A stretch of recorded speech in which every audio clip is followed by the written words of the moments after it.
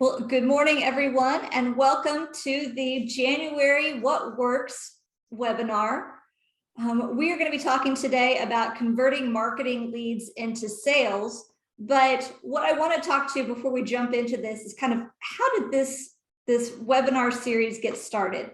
And it's called What Works because when I visit with clients, when I'm visiting, when I'm networking, when I'm out with people, I'm always asked the question, what works when it comes to marketing? And I always say it's different for every business, depending on what your needs are.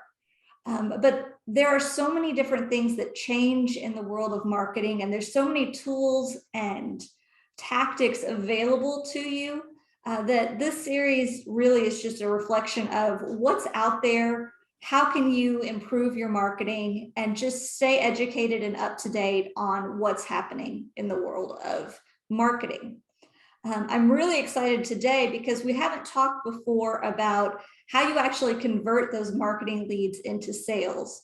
And so this is going to be a great topic, especially at the beginning of the year, getting us into a process that's going to help us grow our businesses this year.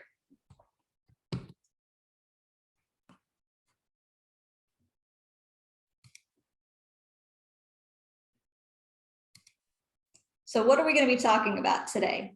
So my business focuses very much on marketing strategy and branding. And so I would be remiss if I didn't talk a little bit about what's the difference between a marketing strategy and marketing tactics, and what actually goes into creating a true marketing strategy. And then Vince Trotta is going to be with us today. He's talking about, the types of leads, your goals, designing a greeting, doing your fact finding, and then negotiating and closing. So how do you really create that sales funnel that works for you, that achieves your business goals? And so as Vince and I were talking, goal setting is such an important thing for your marketing because your marketing really does need to align with your business goals for the year, and then setting specific benchmarks on how you're going to use marketing to achieve those overall goals for your business. So when it comes to creating a marketing strategy, it's really very much just a system. I call it the 5 keys, and this is the process I work with all of my clients through on how to develop their brand, how to develop a marketing strategy. And so where I find people kind of miss the mark is both with assessment at the beginning and evaluation at the end. So assessment is really where you are developing your brand. And so this is your company identity. This is your key messages, your core values, your unique selling points. How do you figure out who you are as a company and figure out those key messages on how you describe what it is that you do? What are the problems that you are solving for your customers? The second part of that is really identifying your ideal customers and what they need. So, understanding not only, demographics and who they are as, income levels and ages and, race and those types of things. It's also their characteristics and their personalities. So what are their values? What do they believe in? What are those, where do they get their information? That's really what you're trying to understand, is who they are as individuals, where they get their information, so that you are creating marketing directly to where they're going to be. So you're really not wasting time and money on things that don't work. The second key is goal setting. And so what are those overarching goals for the year? What are you trying to accomplish? What are those numbers and metrics you're trying to hit? And then creating marketing goals to help achieve those. So if you are trying to reach, something at 250,000 for the year, what can you do in Q1 to move the needle? What are you trying to accomplish, and setting smaller marketing goals for yourself so that you can kind of create that campaign, be strategic, be focused on what metrics you're trying to achieve. The third part is just the planning. So once you've decided what it is, what your goal is, how, what are your strategies to achieve that goal? What tactics are you going to implement to achieve that? And how can you bring in all of the different marketing aspects to create that?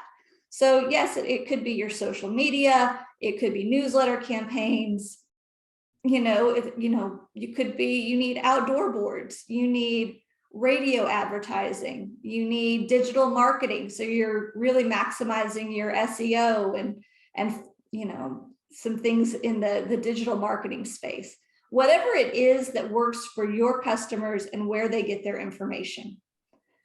The next part is just implementation, and that's really the fun part, where you're just actually making it all come together.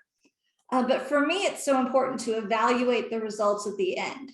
I mean, yes, there's the overarching goal. Did we achieve that goal we were trying to achieve as far as an overarching number? But let's look at those individual tactics as well. What worked for you? Did you get, when you use certain messaging, did you get higher engagement with your customers? When you did this type of activity, you got higher results.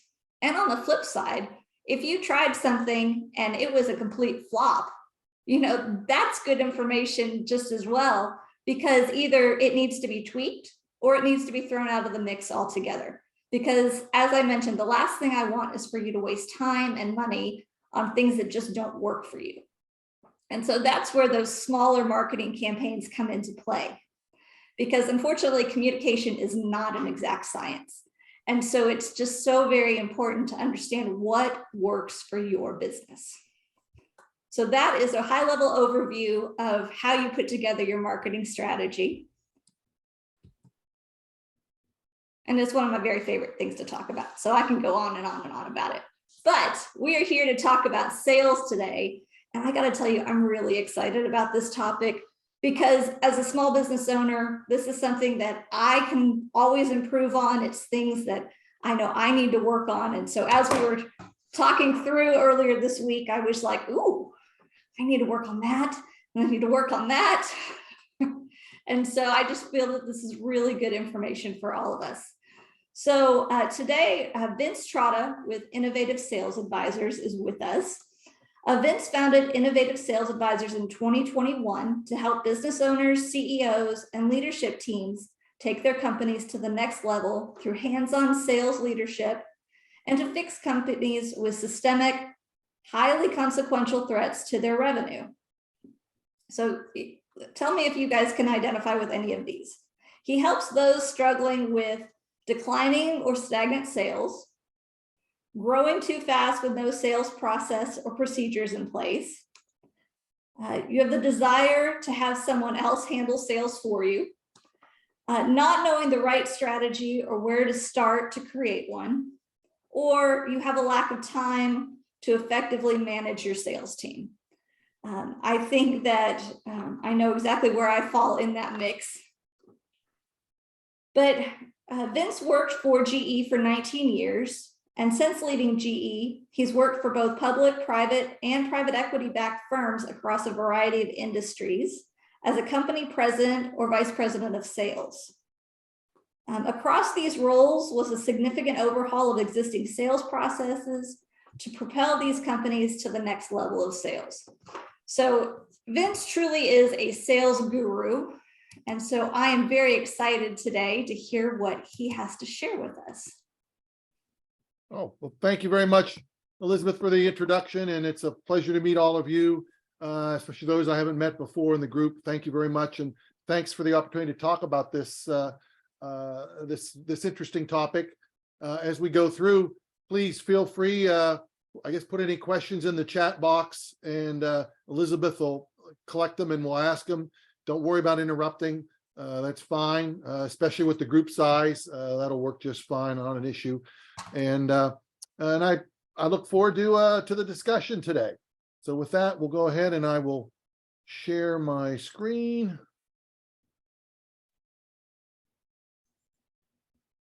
There we go. Someone give me a thumbs up that you got the full screen. Great. Okay. All right, well, we'll talk about converting leads into sales today. So as we look at today's presentation, we'll walk through here a little bit. We'll talk about the types of leads that exist. Setting lead closing Alpha goals are Graphics, very this is important, Brian. particularly Hi, as Brian. Elizabeth mentioned Lauren up sent me an front. email earlier. I was asking about some different labels.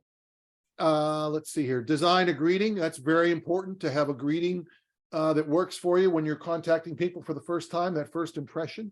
Do your fact finding. This is easier than ever. Used to be hard to do. Now it's easier than ever. Get on the right product, do the right demonstration.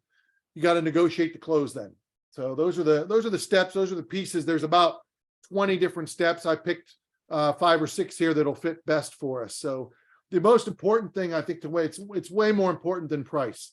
Price is not the number one factor when converting a lead into a sale. So first thing is, let's talk about different types of leads.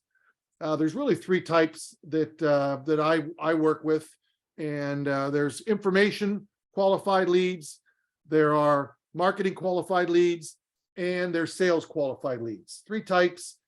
Generally, in most businesses, you'll have 2 of the 3, and sometimes in many you'll have 3 of the 3 existing, and in many cases they are meant to be consecutive. The most important point here is not all leads are the same, and they need to be treated differently. There are different tools required to use at the different steps in the lead process. Let's talk first about the information qualified lead.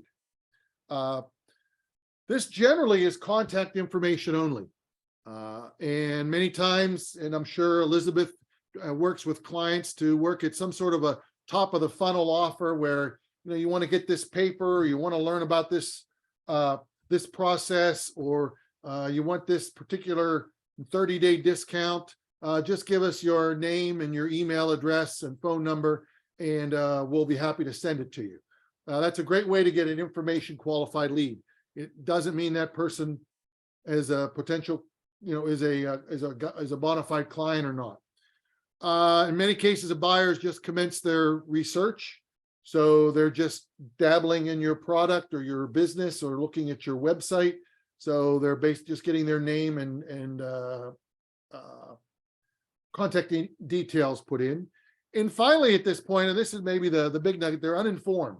Generally, they're uninformed, and you need to consider they're probably uninformed. They've done a Google search or been maybe a referral from someone, another client, and they're just exploring for the very first time. So in summary, this group is there's work to be done. In fact, there's a lot of work to be done here. These leads are really not much more than if you bought a list, and you know, a list, that's if you go back one step up, that might be buying the list of leads. This would be the next step. So this is what we call a cold lead at this point. It doesn't really have a pulse. The next level is marketing qualified leads. Just as described, this is where now they're starting to interact with the marketing side of your business, whether that's your website, whether that is maybe a call center, or email inquiries. So here the contact, they're wondering how you can help them. Remember, the only reason they're interested in something is because they need help to fix a problem. That's really the way to look at things, is when someone's coming to you as a potential client or customer, they need help to fix a problem. And you've got to figure out what that problem is. And sometimes it's not what they say it is. So it's a little more challenging. I'm sure we've all run into those folks. They may have downloaded company information. Now, if they've done that, that's an active thing. So that's definitely a marketing qualified lead. Or there's been an email solicitation and they have gone through and clicked on the response. Or they've clicked through the website. Maybe you have some sort of a trigger that if they've spent so much time on the website, or they've gone to certain levels, or they've kind of hit the magic page, a landing page that says they're for real, or they've inquired enough, then that means they're a marketing qualified lead.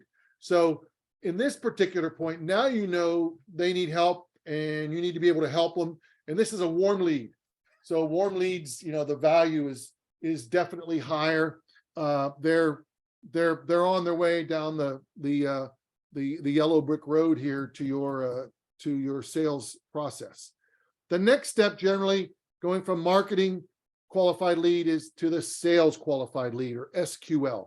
And in this particular case, what we see in the characteristics are there's active contact with sales, phone call, email, in-person visits. Something's going on with the sales organization or the actual sales process. It's definitely moved out of the marketing and prospecting into more development. This is the time to consider to offer, hey, we'll do a free consultation or demo, or how about a budgetary quote? That's the famous line. We can do a budgetary quote just to make sure we're in the ballpark. That's a very good tool to use at this stage. The point here is you want to keep them moving inexorably towards a decision point. So in all the discussions, you're always getting into what's next. What's the next step? Your lead starts to use assumptive phrases like our new equipment or after we buy. That's really, if you can get the prospect using those words, and you can do it with the questions you ask. If you're selling automobiles, you say, well, where might be the first trip that you take in your new car? Or if they're buying an RV, what national parks are you going to see in your new RV? If you can figure out how to weave in those assumptive phrases and the client latches onto those, they're seeing themselves in whatever you're using the service or buying the product that you have to offer. So at this particular point, we say they're really ready to make a decision, and this is about a hot a lead as you can get at this point. It's taken some development, but this is definitely a hot lead. The next step in our discussion is to talk about setting lead closing goals.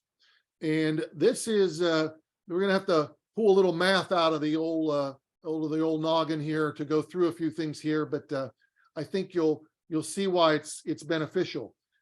We really need to know what's our annual revenue target. What sales need to be for the year. You need to have some estimate of your kind of market share. What are you seeing in your particular market? And you can take a swag at that, estimate that. You can use in some businesses, there is actual reporting data available. But you can generally make some sort of an estimate. You're going to need to make an estimate. You can always revise it later on. In most cases, people's share is less than they think it is. All right, that's just me being conservative, but I think that's kind of been what I've seen throughout my experience.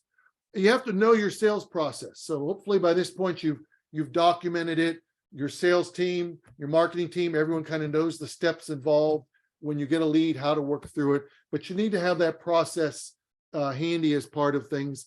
And then as we add certain techniques here, there's certain techniques that impact and have leverage in various stages of the sales process. And what we've picked out, I'll pick out a few of those to talk about it, and you can see how you can change your relative efficiency in the different steps of the sales process. So first things first, what's your annual revenue target? Look, use the real number. Don't use a stretch number. Don't use a worst case number. Let's get everyone based in true expectations.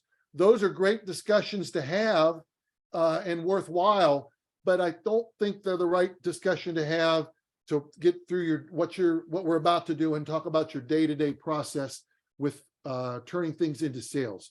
There's great things about stretch targets. I grew up and went to work in the Jack Welch days of GE, and it was all about stretch targets, and you had to hit your stretch targets. So those are, I understand it. And then there's worst case scenarios as well, and that's worth doing the math on as well at various times. But we're going to focus on use the real number. Don't kid yourself. Use the real number. And then you need to know what's your average invoice value. So this is something, and again, not trying to pass judgment, but just get the data. So for the year before, how many, what was your revenue and how many invoices did you have, and divide it and use that number. Use that number, not what you want it to be. If your average invoice is $450, okay, that's good. Don't use 900 in the calculations because you'd like to get it to 900. Again, save that for some scenario work later on. Put it at 450. That's going to set the amount of work that's necessary to get your goals. You can always change it later on. So both things here, be realistic with your annual revenue target, use the number that you're using to run your business, and understand what your average invoice value is. Get that information, use the real information, and don't just blue sky it, right? So then also you need to look at what's your current win rate. Generally, this is kind of your market share, but not quite.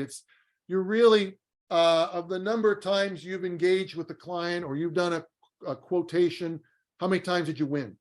And then you also have to think about, if you're trying to estimate your competitors, what their various win rates are, they always win more deals than you think. Okay, they have clients you don't know about. I think there's really two rules I have about understanding your competitors. One is they always win more deals than you think, and two is their costs are always less than you imagine they are. And if you stick to those two assumptions, you're at least going to be on the conservative side of your estimates that you're making as you run your business. Sales win rate, just to refresh memory here, it's the number of closed or won deals divided by the closed won deals and the non-closed, the deals that didn't close. So it's just a simple percentage of the progress that you've made. Let's do a little sanity check here on the math to kind of understand what we're going at here. Okay, so here's hopefully I made the numbers so we don't need our calculators. So let's say this is someone's business here. Their annual sales target is $4 million. Okay, nice business. Their average invoice, they're into some significant tickets, is $40,000 a ticket. That's significant. So they're selling either a substantial product or product with service or consulting, number of engagements. That looks, that's significant. And so the number of wins they need to get to that 4 million, the math is easy. 4 million divided by 40,000 each is 100. So they need 100 wins in that year of the average invoice of 40,000 to get to their 4 million. Fair enough. That keeps the math where we get it. Now their market share. They believe they're in pretty good position. They think that they're winning about a third of everything that they're proposing. And so that's they've thought about it. They've looked at their data from the year before. They've considered competitors, talked to their salespeople, and they truly believe they're at about 1/3. So that would mean the number of negotiations they need to have is that 100 wins divided by 33%. So they have 300. So they need to be getting up to bat 300 times in that year in order to win 100 contracts. All right, that's kind of the level of math that we need to get to start with in this process. All right, and that'll let you know where they need to begin, where they stand, and what the next steps are. Now you need to understand, how does the sales process perform? So this is I'll use the word sales process. I'll also use the word deal factory, because it really is a factory. Leads come in, sales come out. So in my term, it's a factory. You can estimate various steps, that's fine. You can look for various ways to collect the data on how your factory is doing. You got to have a CRM system. You must have it, you must use it. Spreadsheets, a lot of people love their spreadsheets and don't want to get away from them. It's time to give up the ghost and go with a CRM. HubSpot is an interesting one. They have a free version that'll work for a lot of small businesses, just their free version. So just something to think about and refer if people are looking for that. Here's your sales funnel, or what we call our sales process. The leads go in, and as we said, the wins come out. Again, that's the funnel. We'll be using that here now to go through the process. So let's talk about some of these metrics. Again, to keep the math easy.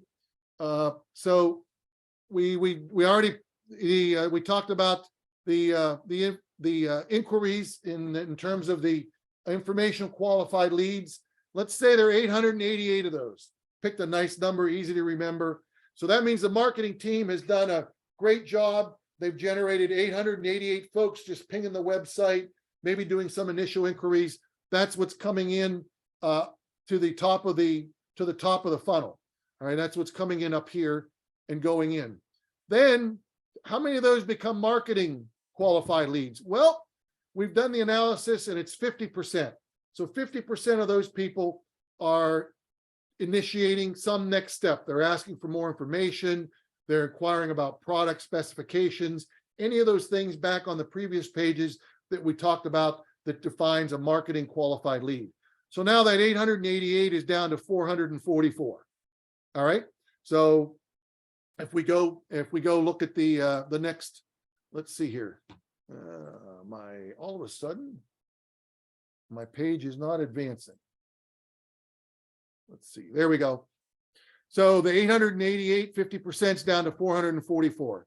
Then we say, okay, how many of those marketing leads now are rolling into sales? The sales team's cranked up. They've gone out and talked. They've emailed.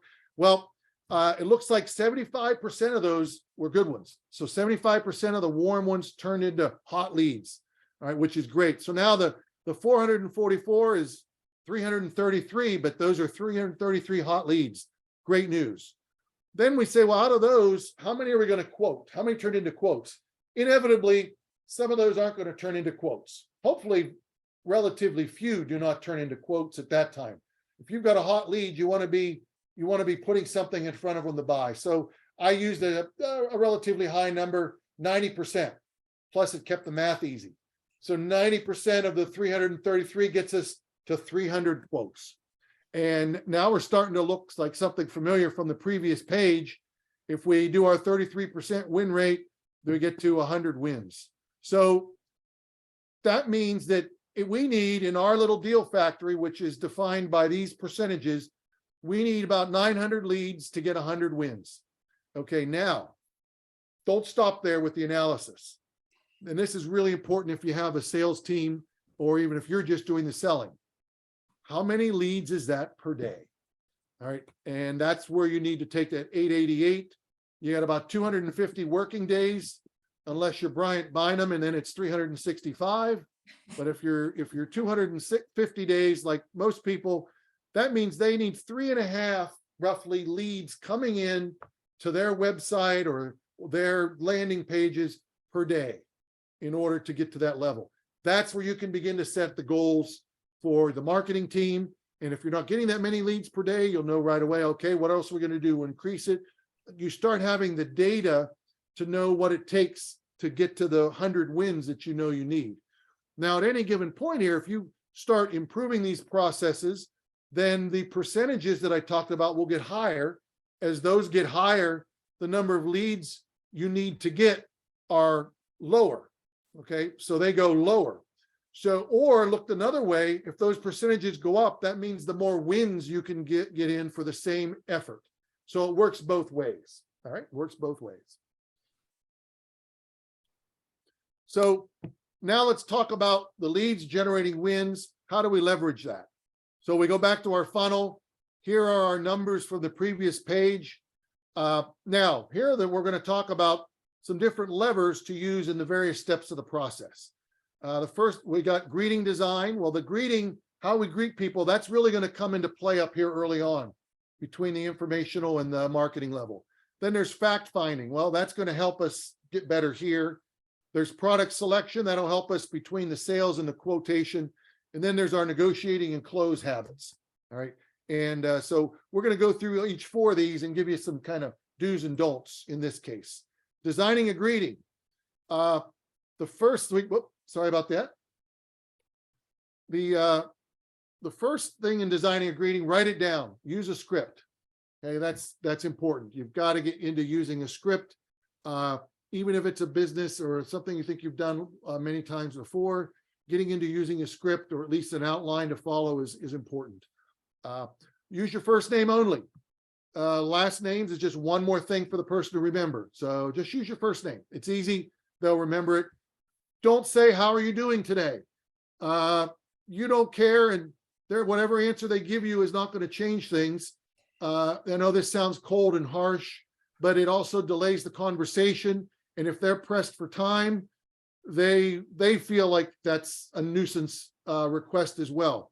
So get your first name, get your script, give the reason why you called, or give your what's the big offer that you're there to talk about. But don't waste time with how are you doing at this point. It's and that's a tough habit. We all do. It's a tough one to get through. Believe you can sell anyone. And this is something your sales team has got to understand, as well as your anyone that's doing your outbound calling. Anyone on that phone is someone they can turn into a sale. And that's more about getting your head in place, and don't make winning as the exception. Winning is what I'm going to do every time. You need to treat all objections as complaints until they're validated. The person says it's too expensive, I'm not ready to buy. Look at those as complaints unless they're truly validated through additional conversation. And that kind of goes with the next bullet. Always agree with the customer, always. So if they say, yep, it's that's too expensive, say, yep, I understand that. Everyone says it's too expensive, but the price is tied to the benefit that we're going to give you and the people we're seeing. Find a way to agree with everything they say. It can be passive agreement. It's just, you do not want to have any conflict at this point. You're more worried about being an amiable person through not objecting. And then as well here, prep with LinkedIn and their URL before you make any calls. There's so much information now on LinkedIn with people's roles, what they do, their history, their background. You may have something in common with them. Be prepared. 15 minutes on LinkedIn and their URL before you make a call would be a home run. Do your fact finding, the next step. So this one, ask relevant questions and get the answers. One thing salespeople don't do many times is they'll ask a question and the person never answers it. They talk about something else. Well, you need to get the answer to your question, and as you are directing the conversation, you need to get those answers. Some things to ask are open-ended questions. How do you use the product today? How do you do this, whatever it is they do today without your product? Who else is involved in the decision? Don't ask bad questions. Bad questions are you ready to buy, or what is your budget? Those are terrible questions. You'll turn people off right away. Plus you might limit the conversation or limit the opportunity. That'll come out later on. Save it for later. And then review their previous purchases. There might be an opportunity. Maybe they did buy something long ago. Look over what they did buy. Maybe that leads to something that they need to be on now, and will help you move this lead to the next level. All right. Get on the right product or service. Okay, what this means is many times the person comes in saying, I need one of these, and you go right with what they say, and it turns out it takes you 3 quotations and 4 conversations to figure out that's not what they needed. The real problem was this, and if we had asked some different questions at the beginning, you could have got on the product faster and potentially closed the deal sooner. So ask questions like, what is most important to you about the particular product or thing? Why is the product needed? What is the problem that it is fixing or resolving? How to present the product to them is very important. Is it a demonstration? Is it a testimonial? Are there videos? You'll get that understanding based on what's the product or service that you offer. Another great technique is, would you consider, and fill in the blank. Sometimes it's a more expensive product because you think that's what they're really looking for, and there's the features and benefits will make that worthwhile. Or maybe it's a lesser product. If you can tell already the product they're offering, or the product they're asking for is expensive relatively to what they need, and they need something less, say, would you consider? Because A, you're getting buy-in. B, it's looking like you are you care about them. And C, should you come to a point later on where they realize, oh, it is too expensive and I'm asking for too much, then you can say, hey, remember I asked if you'd look at something smaller, let's go talk about it. Or vice versa. You say, look, you really did need something more substantial. Let's go talk about it. So your credibility with them will go through the roof. What do you have that you're not willing to give up? Are there features or benefits? Or what have you done before that you don't want to repeat? Again, you want to get these questions answered as they go through things. And then finally, negotiation and closing. So we could do 5 hours on this. And in fact, there's a great Grant Cardone is a great resource for sales teams. He does sales training, great resource to look into. He does virtually, in person, coaching, all type. Some of this material comes from that type of training. Always be seated when negotiating and closing. Present on your feet, close in your seat. Always present your proposal in writing. Verbal stuff doesn't work. Put it in writing. Find a way to do a quick quote. There's for my particular business, I can do an inquiry and boom. For example, with Alpha Graphics Tulsa, bang, I get a quote back. Easy quote, easy to read, plain English. Here's what you need done. Click here if you have questions. Click here if you want to go ahead. That's fantastic. It's in writing. Everything's in writing. Communicate your proposal clearly and confidently. Make eye contact. That's all about credibility. And you know people who just kind of slouch and talk and look to the ground. No good. Always have a pen ready to go. In fact, you should have a backup pen too. And these are good things for salespeople to keep in mind. Use humor to relieve pressure. Here's a good one. The client complains, this is too expensive. I can't believe this is the price. And then you can say back, you know what?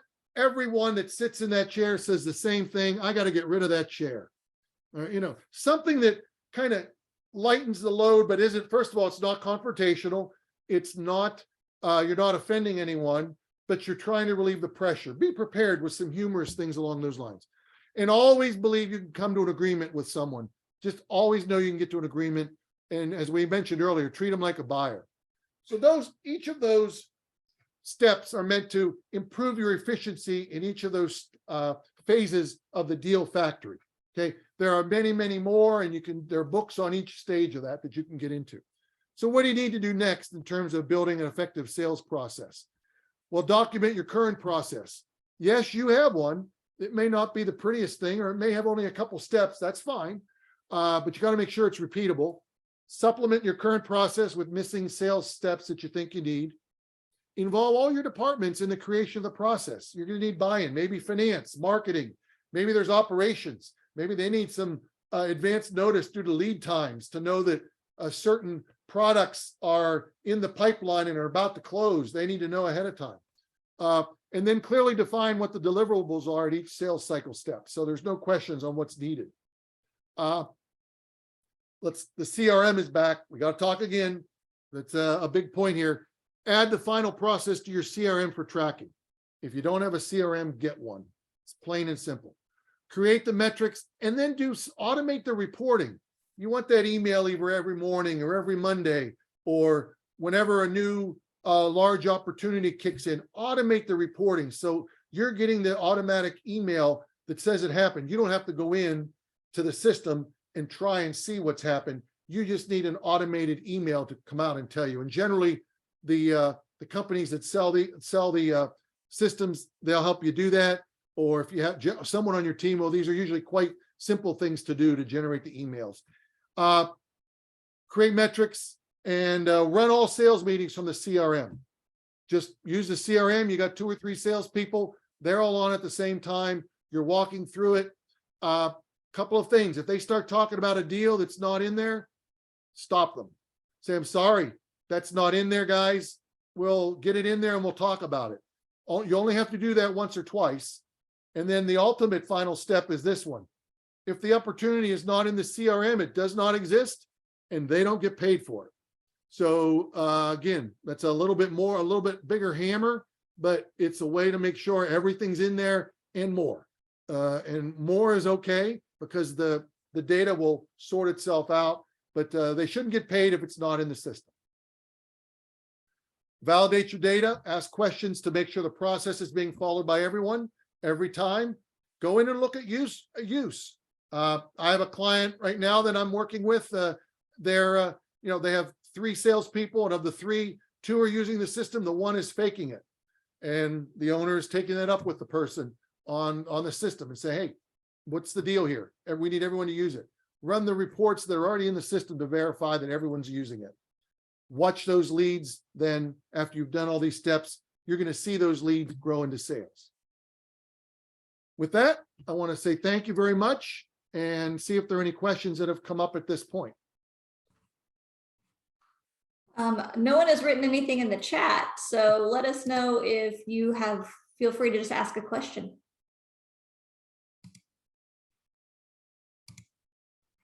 This was really good. Thank you. It was excellent. You're welcome, Julia. Thank you very much. The process is in there and the steps in there.